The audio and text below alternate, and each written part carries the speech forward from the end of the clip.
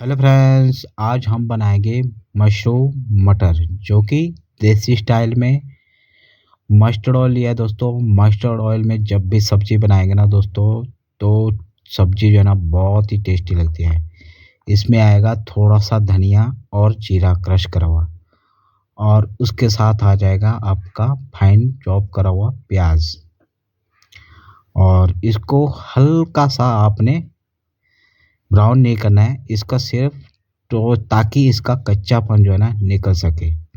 बस इस तक की स्टेज तक लाना है आपने। और उसके साथ आ जाएंगे आपके चॉप करे हुए टमाटर। टमाटर को अच्छे से भूनेंगे ताकि इस जो है ना सॉफ्ट हो जाए। उसके साथ आ जाएगा आपका नमक स्वाद अनुसार, और इसको भी अच्छे से मिक्स। अब आएगा मसाला, थोड़ा सा हल्दी पाउडर, थोड़ी सी देगी मिर्च, किचन किंग, धनिया पाउडर और जीरा पाउडर, थोड़ी सी कस्तूरी मेथी। बस आपको इतने सारे ही मसाले चाहिए। बस अब आपने पकाने का ध्यान रखना है।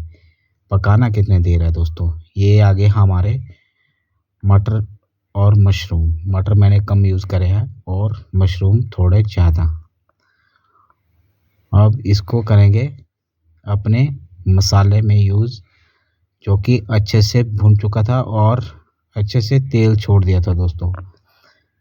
यहाँ पर दोस्तों थोड़ी सी ध्यान देने वाली बात ये होती है कि आप इसको अच्छे से यहाँ पर ना अपने मसाले में कम से कम 5 से 6 मिनट अच्छे से पका लें। सब्जी का यही महत्व है दोस्तों।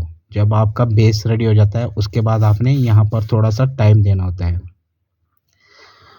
और ये देख सकते हैं मिनिमम 5 से 6 मिनट हो गया मेरे को इसको इसी तरह चलाते हुए, और ये हो गया। अब देख सकते हैं कितनी ड्राई होगी ये सब्ज़ी।